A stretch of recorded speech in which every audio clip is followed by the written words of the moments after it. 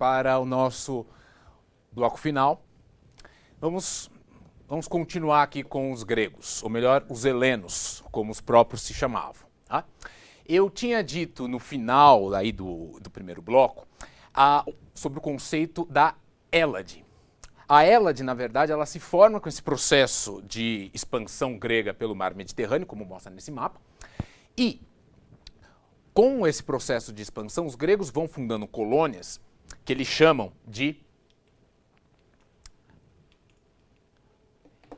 as suas colônias, os seus territórios fundados fora da Grécia, de apoikiai. Seria o plural de apoikia. Apoikia era a colônia grega, fundada fora da Grécia. É bom deixar uma coisa clara aqui. Os gregos se organizavam em poleis, tá? Independentes, que são o quê? Eram cidades-estados, pequenas comunidades de cidadãos que se governavam. Então, diferente do faraó do Egito Antigo, que comanda todo o país, todo o reino, as diversas comunidades gregas se governam. Então, você não precisa receber ordem de um faraó que está a centenas de quilômetros de distância. Você mesmo, na sua comunidade, você e os seus próximos, os cidadãos de um determinado local, se governam. Essa a noção de polis, que é um conceito central para a Grécia Antiga, que dá origem a outros termos como política, que é o exercício do governo da polis. Tá? Só que nós temos que levar uma coisa em conta. Quanto é a população de uma polis? Olha, dificilmente ela passa os 4 dígitos. Então, grande parte das poleis, plural de polis, tinha em torno de 5 mil habitantes, mais ou menos. Algumas chegavam a 10 mil. Atenas chegou a ter muito mais que isso no século V a.C., que é o período de auge da história da Grécia. Atenas chegou a ter uns 400 mil. Só que é bom deixar claro que a população da polis, grande parte dela é constituída de escravos, que é uma instituição muito forte, muito poderosa na Grécia Antiga. Nós hoje entendemos democracia e escravidão como coisas distintas. Para os gregos não era. Muito pelo contrário, a escravidão é necessária para ter democracia. Mas isso eu vou falar daqui a pouco. Vamos avançar aqui. Então eu discuti com vocês que os gregos se expandiram pelo mar Mediterrâneo e fundaram uma comunidade de língua e de cultura grega chamada Hélade. Tá? É bom deixar claro que, vamos supor, uma cidade, Esparta. Esparta é uma das mais famosas poleis gregas. Esparta fundou uma colônia no sul da Itália, cidade de Tarento, a única colônia que Esparta teve. Só que Tarento era independente de Esparta, em termos políticos. Então as duas poleis se governam independentes. Só que elas têm um vínculo, que é um vínculo cultural, que é isso que garante a Hélade. Isso é uma questão muito importante nos vestibulares. Enquanto a política para os gregos separa, que cada comunidade se organiza independente, em uma polis, a religião e a cultura unem, que você tem uma mesma religião, uma religião politeísta, vários deuses, e antropomórfica, ou seja, os deuses têm forma de homens. Não só a forma física, como também têm os mesmos desejos, sentem raiva, sentem inveja, se apaixonam, tudo. O que acontece com os homens acontece com os deuses. E qual a diferença entre um homem e um deus? A diferença é que o Deus tem poderes. E a diferença é que o Deus é eterno. Deus é imortal. Os homens não. Tá? Essa é a principal diferença. E tem até uma outra diferença em termos religiosos com os egípcios. Os egípcios acreditam numa vida após a morte, na possibilidade aí de você ter uma vida boa depois de morto, se você merecer. Para os gregos não é bem assim. Para os gregos, você que aproveite o momento agora. Porque a morte, meu caro, você vai para um mundo de trevas, que todo mundo vai para lá. É um mundo governado pelo deus Hades.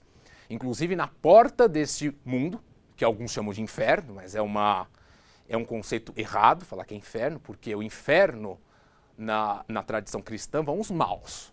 Para esse lugar dos gregos, vão todos para lá. Esse lugar é guardado por um cão gigante de 3 cabeças, Cérbero, e quem entra não sai. Tá? E então, para os gregos, você tem que aproveitar a vida agora, porque não pode esperar grande coisa da morte. Tá? E aliás, uma tradição grega de que era colocar uma moeda embaixo da língua do morto. Porque quando o morto fosse para o mundo dos mortos, ele teria que entrar num barco com um remador para levar até o mundo dos mortos. E ele teria que pagar a corrida. Então, por isso, ele tira a moeda da boca e entrega para o condutor. Bom, além dessa tradição grega, vamos voltar aqui para a questão da expansão. Os gregos se expandem pelo mar Mediterrâneo, fundam várias colônias, apoikiai, como eles chamavam, e eu falei para vocês que essa expansão grega, em grande parte, ela decorreu do aumento demográfico na Grécia, ou seja, muita gente na Grécia. Então você tem terras que começam a escassear. Você tem grandes proprietários que controlam grandes porções de terras. E uma grande maioria da população, os chamados de tetas, não tem nada. Às vezes havia pequenos agricultores que tinham uma pequena parcela de terra. E esses agricultores faziam um empréstimo. O empréstimo na época é feito em espécie. Então eu te empresto uma semente, te empresto ferramenta, e você tem que me pagar isto. Como? Com produção agrícola. Os gregos tinham que pagar 1/6 da produção agrícola para o seu credor. O problema é que muitas vezes eles não conseguiam pagar a dívida e viravam escravos. Na Grécia, existe a escravidão, que foi muito importante para a civilização grega, como base para sustentar a civilização grega, e havia duas formas de se tornar escravo. A primeira, se você for um prisioneiro de guerra. Os gregos, eles poderiam até ser separados do ponto de vista político, mas eram unidos do ponto de vista cultural. Então, para eles, todos os povos que não falavam a língua grega, que não tinham os deuses gregos, que não seguiam as tradições gregas, são bárbaros, seres inferiores, que poderiam ser escravizados. Mas havia também a escravidão por dívida, que envolvia os gregos. Então, caso algum grego devesse e não conseguisse pagar, ele poderia ser escravizado. Isso até quando? Isso até o século VI a.C. Depois a coisa foi abolida. Então vamos ver como que isso se dá. Bom, em primeiro lugar, essa expansão grega, com a fundação de várias colônias pelo mar Mediterrâneo, não resolve os problemas da Grécia. Os gregos continuam tendo poucas terras. E você tem grandes proprietários de terras, que são uma minoria da sociedade grega, que tem grandes extensões de terras em seu controle. E uma grande parcela da população que praticamente não tem terra. Isso vai gerando conflitos sociais entre os gregos. Nós sabemos que esse clima de tensão favorecia a ascensão dos famosos tiranos. A palavra tirano é uma palavra que vem do Oriente, não é uma palavra grega. E os gregos temiam muito os tiranos. Os tiranos eram indivíduos que governavam a comunidade em desrespeito com as leis tradicionais. E muitas vezes se impunham pela força e criavam governos de usurpadores. Esses tiranos, em grande parte, foram apoiados pelo famoso hoplita. Quem era o hoplita? Esse conceito vem caindo nos vestibulares nos últimos anos. O hoplita é um soldado grego, e ele é um soldado que, conforme vocês podem observar por esta escultura, ele é um soldado de infantaria, ou seja, ele caminha, ele não é montado em um cavalo. Isso aí foi uma importante técnica, uma importante inovação do campo militar. O hoplita surge como soldado no século VII a.C., a época que a Grécia vivia suas tensões e a sua expansão pelo Mediterrâneo. O hoplita, ele tem o nome devido a um escudo que ele usa, que é o oplon. É um escudo de madeira revestido de bronze, que muitas vezes nas batalhas ele refletia a luz solar nos olhos do inimigo para atacá-lo. Como é que funciona a guerra para os gregos? Como eu disse, os gregos tinham uma sociedade profundamente guerreira e patriarcal, centrada no homem. E os que iam para a guerra eram indivíduos que precisavam de ter cavalos, porque o Estado não fornecia armas para ninguém. Então, os indivíduos de uma determinada comunidade, de uma determinada polis, de uma determinada cidade-estado, caso fossem para a guerra, tinham que se armar. E a única forma de ir para a guerra antes do século VII a.C., antes do hoplita, era o uso de cavalos, os cavaleiros. Só que não é todo mundo que pode ter um cavalo e pode comprar armas e manter um cavalo e ir para a guerra. Com o surgimento dos hoplitas, a coisa muda. Por quê? Porque um número maior de pessoas pode participar da defesa da polis. Porque eles não vão precisar de cavalo. O hoplita é um soldado de infantaria, é um soldado que caminha com as pernas apenas. Ele usa um escudo, que é o ópolo, que dá o nome hoplita, usa um elmo, um capacete, e usa uma lança, que é essa escultura.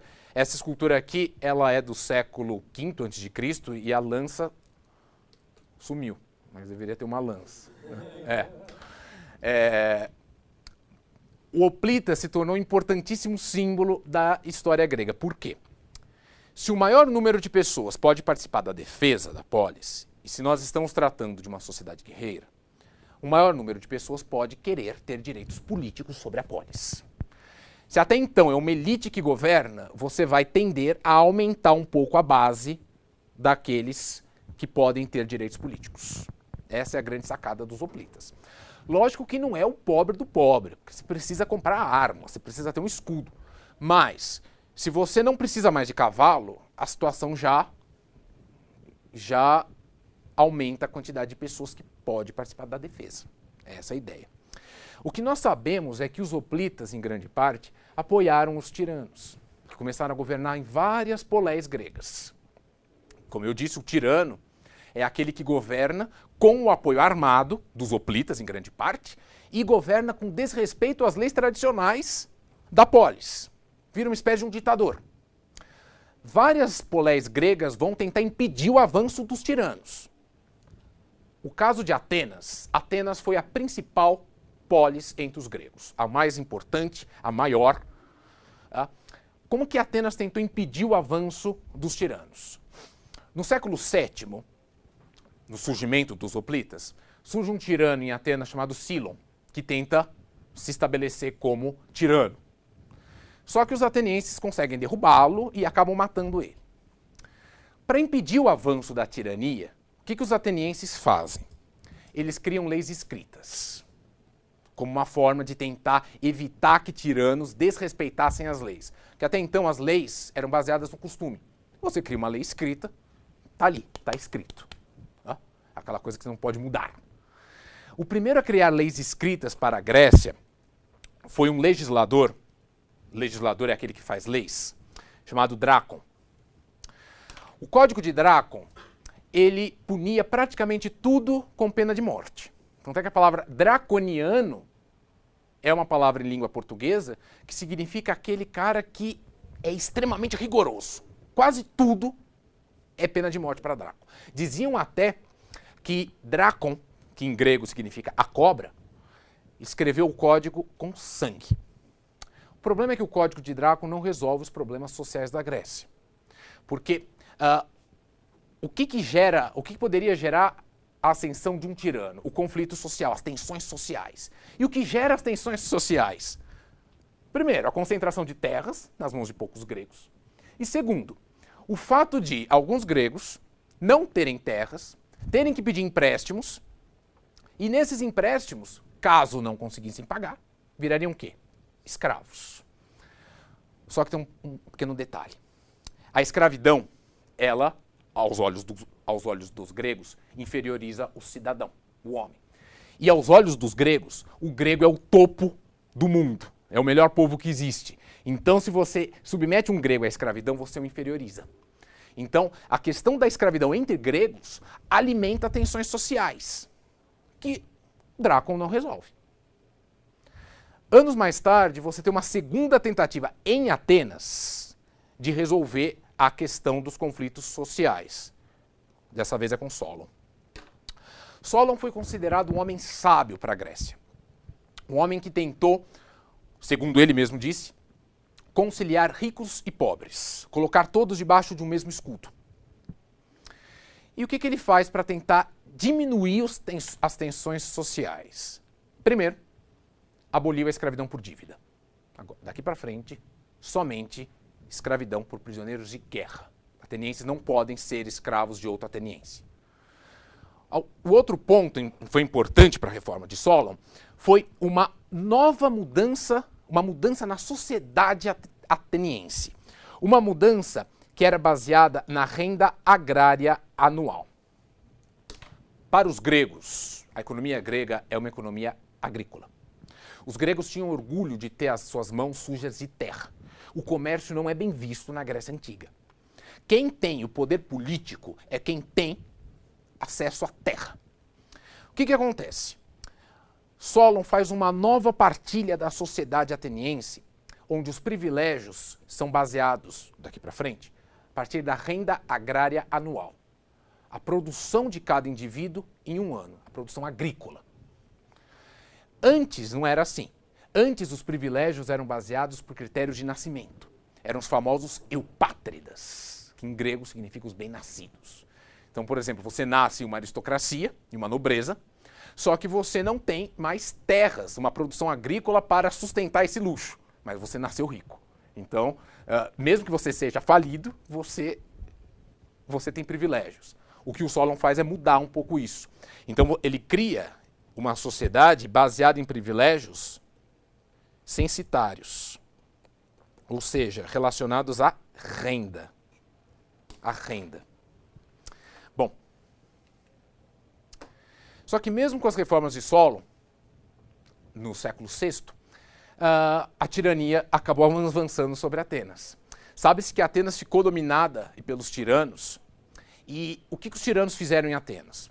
Governaram Atenas com apoio dos hoplitas e tentaram impor o que alguns historiadores chamam de uma espécie de espírito nacional, em tentar incentivar a coesão, a união entre os atenienses, em torno de um amor, de um culto a Atenas, a polis Atenas. Esses mesmos tiranos impulsionaram o desenvolvimento econômico de Atenas, tá? Deixando Atenas mais rica. Bom, essas questões acabaram estimulando, seja o crescimento econômico, seja o espírito de maior coesão, seja a influência dos hoplitas, seja a influência de uma nova sociedade baseada em critérios de riqueza e não de nascimento. Com o passar do tempo, acabaram levando ao surgimento de uma grande inovação grega, a democracia. A palavra democracia surge a partir das reformas de um nobre, de um homem rico de Atenas chamado Clístenes, que começa a instituir um regime político onde todos os cidadãos, independente da renda, desde que fossem homens, os gregos são extremamente patriarcais, machistas, falocêntricos. Eu vou explicar o que significa a palavra falocêntrica daqui a pouco. Mas os gregos são extremamente machistas, extremamente patriarcais. Então é o homem que está à frente. Homens maiores de 21 anos, atenienses natos e principalmente que não tenham sofrido a temida atimia. O que é a atimia? A atimia era a pior praga que poderia acontecer para um grego. A atimia declarava um determinado cidadão grego sem valor.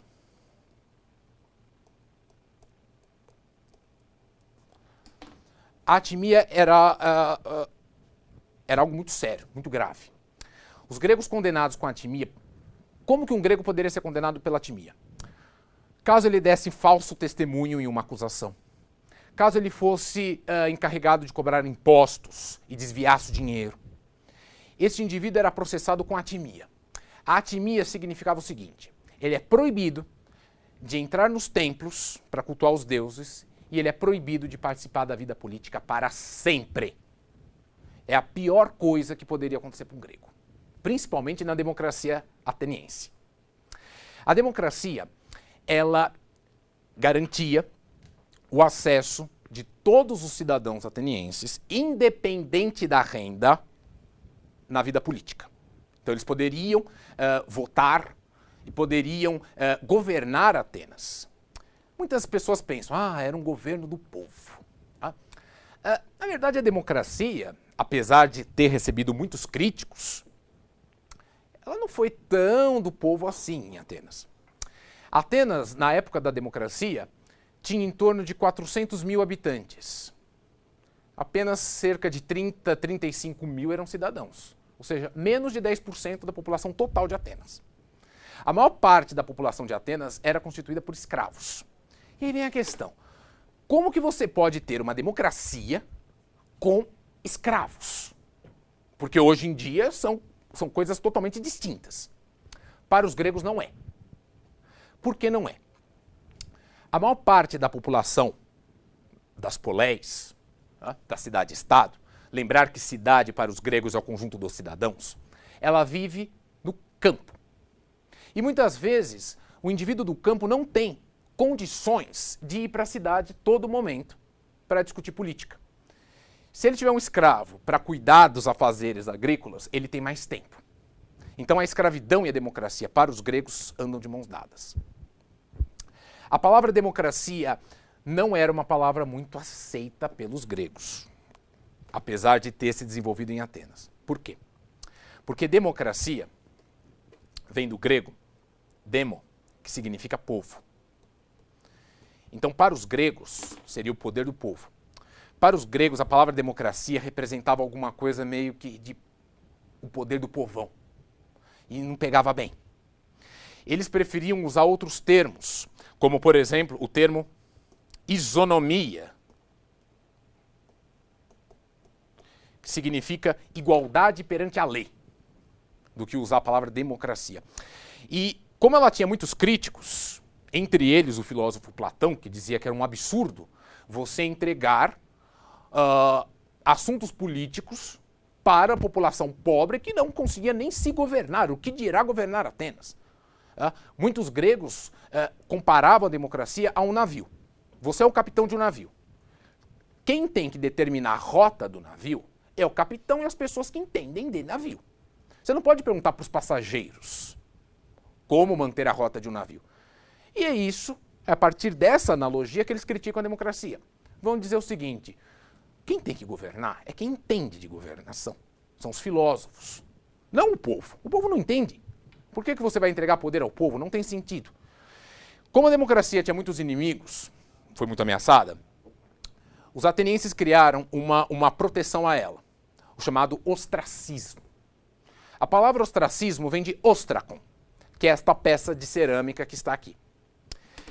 É uma peça de cerâmica em formato de ostra, né? Só que essa está quebrada. E você colocava o nome de pessoas que você acreditava que era uma ameaça à democracia. Aí eles reuniam todos os ostrakon, que é esta peça, e o eleito, o que recebesse o maior número de votos, o que fosse considerado o inimigo número 1 da democracia, era expulso de Atenas por 10 anos. Diferente da atimia, o ostracismo, ele dura 10 anos, a atimia é para sempre. E a atimia te proíbe até de entrar em templo. No ostracismo, você só é expulso de Atenas por 10 anos e não pode participar da vida política. Mas você ainda é um grego, você ainda é um ateniense. E depois dos 10 anos você volta. É essa a principal diferença entre as duas. Bom, continuando, temos também uma outra cidade importante, que foi Esparta. Atenas, se Atenas ficou conhecida como a democracia, como a filosofia, uma vida política mais nítida, mais destacada, Esparta ficou conhecida pelos seus hoplitas, pelo esforço militar. O espartano, antes de mais nada, precisa ser um soldado eficiente, um soldado que vai defender Esparta. As mulheres em Esparta têm uma grande importância, não de comando. Aliás, a importância da mulher para o mundo grego é basicamente aquela que vai ficar em casa cuidando dos filhos e aquela em que o marido deve lutar para defender a vida da esposa. É a mulher que deve garantir que o homem lute nas guerras para defender a vida dela e dos filhos. E em Esparta isso tem uma força muito grande, por ser uma sociedade militarizada. Em Esparta havia um legislador que havia feito uma espécie de uma constituição para Esparta. Esse cara fica conhecido como Licurgo. O Licurgo, ele era associado ao deus Apolo. ou seja, uma associação entre um legislador e os deuses. Isso indica que as leis de Licurgo não poderiam ser alteradas, em hipótese alguma. Então, diferente de Atenas, o legislador de Esparta não é um indivíduo do povo, não é um indivíduo, um mero mortal. É um indivíduo que tem uma ligação com os deuses.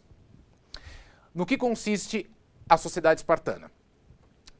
Os homens, os espartanos de nascimento, devem governar a polis de Esparta e servir o exército, acima de tudo. Devem ser soldados eficientes. Esta ânfora que eu coloquei, lembrar que a ânfora é um recipiente que os gregos utilizavam para armazenar água, azeite, vinhos. E muitas vezes eles desenhavam nas ânforas, né? Decoravam as ânforas com temas cotidianos. E às vezes até de guerras que travavam. Nesta ânfora eles mostram os exercícios físicos, que eram muito importantes para Esparta, para manter a coesão e a força dos espartanos. Um espartano deveria morrer em campo de batalha, jamais deveria se render. E a sociedade de Esparta não foi muito voltada para a filosofia, para discussões políticas como Atenas, e sim exército, militarização. Alguns historiadores atribuem isso a uma região que Esparta conquistou, a região da Messênia. A Messênia era uma região rica em terras para plantio. E os que viviam na Messênia eram os messênios, que foram dominados pelos espartanos. Prisioneiro de guerra vira o quê? Escravo. Mas no caso de Esparta, esses messênios foram transformados em ilotas, espécies de servos que pertenciam a Esparta. Só que a maior parcela da população de Esparta era constituída desses messênios. Então havia um certo temor de que esses messênios se rebelassem e tomassem o controle de Esparta, que eles eram mais numerosos que os espartanos. Então os espartanos precisariam ficar constantemente armados e preparados para uma guerra. Ué, mas eu falei que em Atenas também tinha muitos escravos, que os escravos constituíam a maioria da população de Atenas. E por que isso não acontece com Atenas? Porque os escravos de Atenas vêm de todas as partes do Mediterrâneo, com línguas e costumes diferentes. Com Esparta não, é a mesma região. Essa que é a diferença. Por isso que força o espartano a se organizar militarmente de uma forma muito maior do que o caso de Atenas. Bom, eu falei aqui do período homérico, que é um período aí das fontes, né, da Ilíada, da Odisseia. Um período arcaico, que foi um período de formação da polis e de expansão grega. Nós entramos agora no período clássico, que é considerado o período de auge da história da Grécia Antiga. Nesse período, os gregos, ou melhor, a Hélade, a comunidade grega, enfrentou duas importantes guerras. Uma foi uma guerra contra a maior potência do planeta, o Império Persa. O Império Persa era um império que se estendia da fronteira com a Índia até a Turquia. Um império vastíssimo. A maior potência do mundo para a época. Os persas tinham um exército muito bem treinado, muito bem armado, chamado de imortais. Porque sempre que um soldado morria, era substituído por outro. Então o exército sempre tinha o mesmo tamanho, 10 mil homens. Os persas tinham uma força impressionante e acabaram enfrentando os gregos em uma guerra, que ficou conhecida como as Guerras Médicas. E por que guerras médicas?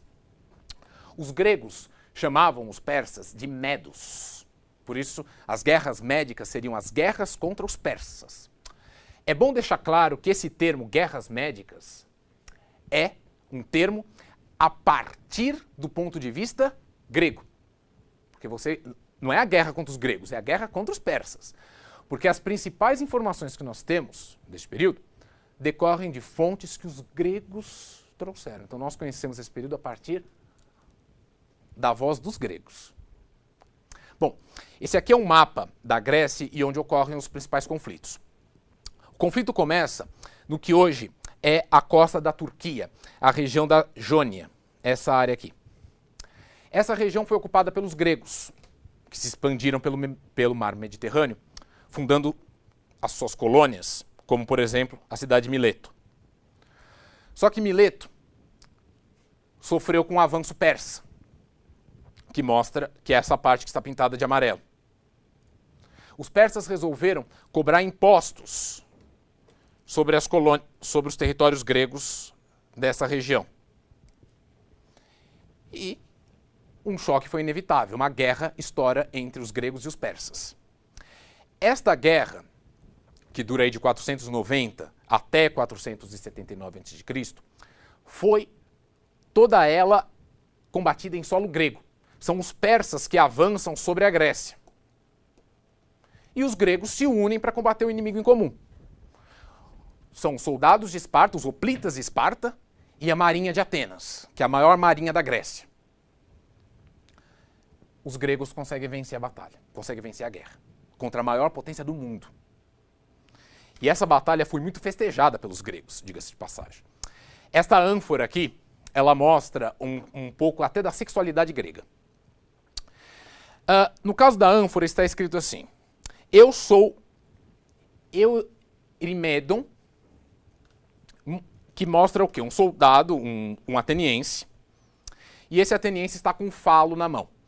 A palavra falo, eu falei que ia falar o que significa falocêntrica. Falo para os gregos e romanos significa o pênis ereto, então indicava o poder masculino. Diferente de hoje, não havia... A moral grega é uma moral distinta da moral judaico-cristã. Então, eles tinham amuletos de pênis que eram colocados em casas, que isso indicava fertilidade, indicava força. Tanto é que você tem esta figura, que para nós seria uma figura obscena, numa ânfora, um jarro colocado em uma casa, que mostra um ateniense, que está aqui, e do outro lado um soldado persa em posição de submissão. E os gregos faziam essas imagens indicando como que os gregos viram a vitória contra os persas, como uma total submissão humilhante da Pérsia frente à Grécia. E mostravam também, nesse prato, aqui nós temos um soldado grego, da mesma forma, um soldado grego, submetendo um soldado da Pérsia. E o soldado da Pérsia deitado, em posição de inferioridade e sendo ameaçado pelo soldado grego. Era assim que os gregos viam a sua vitória contra os persas. Que, aliás, para eles era uma grande vitória. Era vencer a maior potência da terra. Bom, a vitória grega, os gregos venceram, só que eles imaginavam que os persas poderiam voltar.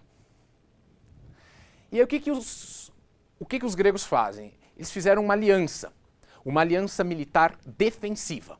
Ou seja, caso ocorra uma guerra contra a Pérsia, nós estaremos preparados. Só que esta aliança, que recebeu o nome de Liga de Delos, ela foi liderada por Atenas. E por que Delos?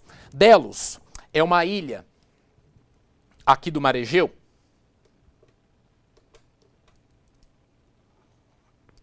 onde ficava depositado todo o ouro, todas as riquezas que a Liga proporcionava. Porque qual que era a ideia? Cada uma das poleis que vai fazer parte desta aliança liderada por Atenas vai entregar uma quantidade em ouro e uma quantidade em armas. E toda essa quantidade vai ficar depositada na ilha. Caso os persas entrem em guerra conosco, vamos usar esta aliança e derrotá-los. Esta é a ideia. É aquela velha frase, né? É melhor prevenir do que remediar. Então, os gregos imaginam que vão receber um ataque persa a qualquer momento. Esta aliança é liderada por Atenas. Esparta não participa. O grande poder de Atenas reside na sua marinha de guerra. A maior marinha da Hélade, do mundo grego. Os navios atenienses e gregos tinham nome. São os triremes. São navios à vela. E esses navios, eles são movidos por remos. E você observa aqui que são 3 remos de cada lado. Por isso a palavra trireme. Repara também que esse navio, na ponta dele, ele tem olhos. Os gregos desenhavam que acreditavam que iam espantar maus espíritos. E como que consiste uma batalha na Grécia Antiga? Esta ponta do navio, a proa, geralmente ela é feita de um material mais resistente. Muitas vezes bronze ou ferro. E o objetivo é o quê? Os navios se chocarem. Então o objetivo é você manobrar o navio, esse trireme, para bater, para que esta parte da frente dele bata bem no centro de um outro navio. Batendo, a água vai entrar e o navio afunda. Essas são as batalhas navais gregas. Tá? Ao lado você tem a deusa Atena, que é a que dá o nome à cidade de Atenas. É a deusa da sabedoria e a protetora da cidade de Atenas.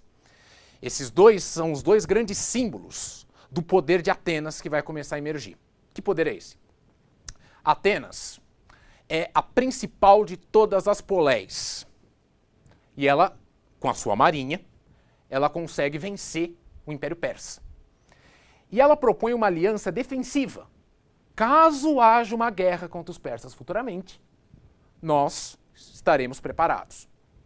O problema é que Atenas é muito mais forte que os outros adversários, que os seus aliados. E o que ela faz? Ela começa a usar a aliança como uma tentativa para formar um império. Ela tenta transformar as suas aliadas em súditas. A prova disso é que Atenas transfere todos os recursos que seriam usados para financiar uma futura guerra contra os persas, que estavam na ilha de Delos, ela transfere para Atenas. E o que ela faz com esses recursos? Reconstrói a cidade. A foto que eu coloquei aí é um cartão postal da Grécia atualmente. Essa aqui é a foto de Atenas moderna. Ao fundo, nós temos um porto, que é o Porto do Pireu, um importante porto para o comércio ateniense, já dos tempos antigos. E aqui, nós temos a famosa Acrópole. A Acrópole era o centro antigo de Atenas. Nessa Acrópole foi construído um templo chamado de Pártenon. O Pártenon era um templo em homenagem à deusa Atena. E esse templo foi construído para mostrar o poder da deusa e de Atenas. E foi construído com recursos da Liga de Delos. Durante as guerras médicas, os persas invadiram Atenas e incendiaram. E os atenienses resolveram usar os recursos da aliança para reconstruir a sua cidade. Então, quer dizer, eles tentaram transformar uma aliança defensiva nas bases para formar o império de Atenas. Tentaram transformar suas aliadas, que eram mais fracas, em súditas, que deveriam pagar impostos a Atenas. Só que Esparta não faz parte disso. Esparta não aceita uma aliança liderada por Atenas. Só que Atenas e Esparta eram as duas maiores cidades da Hélade. O poder de Atenas é tão grande que vai gerar instabilidade, rivalidade com Esparta. As duas vão começar a ficar cada vez mais inimigas. O que vai dar origem a uma segunda guerra, dessa vez entre os gregos. É a Guerra do Peloponeso. Uma das principais fontes que nós temos sobre a Guerra do Peloponeso chama-se A História da Guerra do Peloponeso e foi escrita por um historiador grego do século V, um discípulo de Heródoto.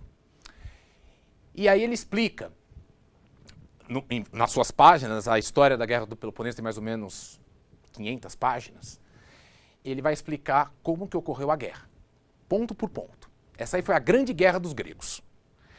E Tucídides diz o seguinte, abre aspas, a causa mais verdadeira do conflito, mas a menos comentada, foi o crescimento do poder, ou a arqué, de Atenas, que amedrontava os espartanos, forçando-os à guerra. Então, qual que é a ideia daqui que é colocada? Atenas começou a crescer tanto, depois das guerras médicas, quando Atenas transformou suas aliadas, suas antigas aliadas, em súditas, que o crescimento de Atenas gera rivalidade com Esparta. Esparta temia que Atenas dominasse toda a Grécia. E a fundação do Império Ateniense, qual que é o grande problema? Os gregos se organizam em poleis independentes. São comunidades autônomas. Se você forma um império controlado por Atenas, isso significa que as diferentes poleis vão perder a autonomia que tem. E você vai formar um império, que foi o que Atenas tentou fazer e não conseguiu. Esparta pega em armas e vai para a guerra contra Atenas. famosa Guerra do Peloponeso. O resultado da guerra é uma vitória dos espartanos contra Atenas. A arqué, ou seja, o poder, a hegemonia de Atenas, vai para o saco. E Esparta começa a mandar na Hélade. Aqui eu coloquei, só para mostrar uma outra questão do poder de Atenas, um exemplo de uma moeda ateniense, um dracma, uma moeda de prata. Os atenienses encontraram uma mina de prata chamada Laurium e construíram a sua frota com esta prata. E fizeram moedas também. As moedas representam um símbolo de Atenas. De um lado, a deusa Atena, a protetora de Atenas, e de outro a coruja, símbolo da sabedoria ligada à deusa. Os dois símbolos de Atenas. A moeda, ela representa para os gregos um símbolo cívico. É um símbolo da autonomia da cidade-estado. Mais do que uma peça de trocas comerciais, é na moeda que os atenienses, os espartanos, vão colocar a sua cara, o seu símbolo. É o símbolo maior da sua autonomia. É a moeda, por isso a importância dela. Quantas poleis os gregos fundaram? Ao longo da sua história o número variou, mas em torno de 150 poleis. Atenas e Esparta são as mais importantes. Nós só estudamos duas. Tá? Bom, o que acontece? Uma guerra contra os persas, que une os gregos, e depois uma guerra entre os gregos, acabou levando um enfraquecimento da Hélade. Várias guerras constantes. Essas guerras acabaram favorecendo os inimigos da Grécia. A Grécia está aqui. Atenas e Esparta. Ao norte da Grécia, existe um reino chamado Macedônia. Não é um reino grego, de língua grega.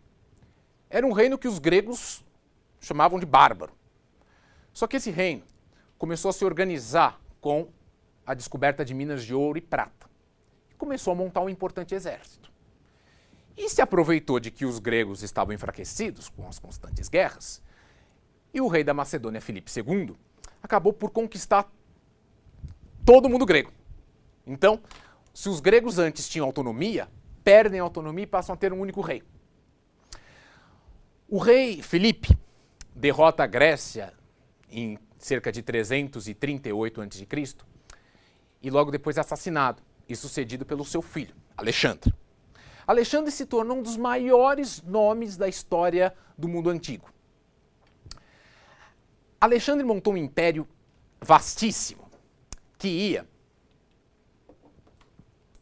desses dois territórios que ele herdou do pai, a Grécia e a Macedônia, e Alexandre com seus exércitos avança pelo antigo Império Persa. O Império Persa era todo esse território aqui que ia da fronteira com a Índia até a Turquia. Toda essa parte era o Império Persa. E o que Alexandre faz? Ele herda a Grécia e a Macedônia, de seu pai, e com seus exércitos consegue conquistar toda esta região, mais o Egito, formando o maior império que o mundo já tinha visto até aquela data. O que chama a atenção no Império de Alexandre é que ele era um indivíduo jovem, 20 e poucos anos, e consegue montar um império desse tamanho. Alexandre tinha um amor, praticamente, a um cavalo, ao seu cavalo que o acompanhava em várias de suas campanhas militares, que era o bucéfalo, que aparece junto com Alexandre nessa gravura. Inclusive, quando o cavalo morreu, Alexandre teria fundado uma cidade em homenagem ao cavalo, a cidade de Bucefália, na Índia. Alexandre morreu jovem, na cidade da Babilônia, tendo unido um império que ia desde a Macedônia até a Pérsia, passando pelo Egito. Esse império, esse importante império, depois da morte de Alexandre, ele foi fragmentado. Só que Alexandre acabou permitindo, com a formação de um império, uma fusão cultural, uma fusão de elementos culturais, o que nós chamamos de sincretismo, união de culturas, entre a cultura grega e a cultura oriental, em especial a cultura persa. Então o que acontece? Os deuses gregos começam a se misturar com os deuses persas. Os costumes gregos começam a se misturar com os costumes persas, que dá origem a uma nova era cultural, chamada de helenismo, que é essa fusão, essa mistura de culturas. Essa fusão e essa mistura de culturas, ela permitiu a expansão da cultura grega por áreas do Oriente Médio, norte da África, para além da Grécia. E também Alexandre acabou fundando uma cidade no norte do Egito, a cidade de Alexandria, que tem o seu nome em homenagem a Alexandre. E essa cidade ela reunia todo o conhecimento científico, cultural da época, na sua importante biblioteca, que era o importante centro da cultura helenística, que é essa mistura, essa fusão de culturas promovida por Alexandre, pelo Império de Alexandre o Grande. E são esses os pontos que nós íamos discutir nesta aula. Antes de encerrar, eu quero discutir aqui um pequeno exercício do Enem, para ver como que essa questão aqui de Grécia. Grécia é o tema mais cobrado no Enem. Entre os temas que eu falei aqui, Grécia é o principal deles. Semana que vem nós vamos falar de Roma, na próxima aula, que também é um outro tema também bastante cobrado. Mas eu quero mostrar para vocês, mais ou menos, como cai um exercício. Como cai um exercício sobre a Grécia no Enem. Então, vamos lá. Enem. Compreende-se assim o alcance de uma reivindicação que surge desde o nascimento da cidade na Grécia Antiga. A relação das leis. Ao escrevê-la, tornando-se... Desculpem. Ao escrevê-las, não se faz mais que assegurar-lhes a permanência e fixidez. É aquela história que eu falei para vocês sobre o problema que se tinha com as tiranias. Que os gregos temem que a tirania avance por toda a Grécia. E em Atenas, o que eles fazem? Eles criam leis escritas para tentar barrar esse avanço. Com a lei escrita, ela é inflexível. Você não tem como mudá-la, teoricamente. Então, eles acreditavam que essas leis escritas barrariam o avanço da tirania. Vamos lá. As leis tornam-se o bem comum, regra geral, suscetível de ser aplicada a todos da mesma maneira. É aquela ideia de todos são iguais perante a lei. E aí ele quer saber o seguinte: para o autor, a reivindicação atendida na Grécia Antiga, vigente no mundo contemporâneo, buscava garantir o seguinte princípio. E nós temos aqui 5 alternativas. Eu discuti esse tema aqui, na nossa aula, quando eu falei que era o outro conceito, o outro termo que os gregos preferiam usar no lugar de democracia, porque acreditavam que democracia era algo muito popular. Vamos lá.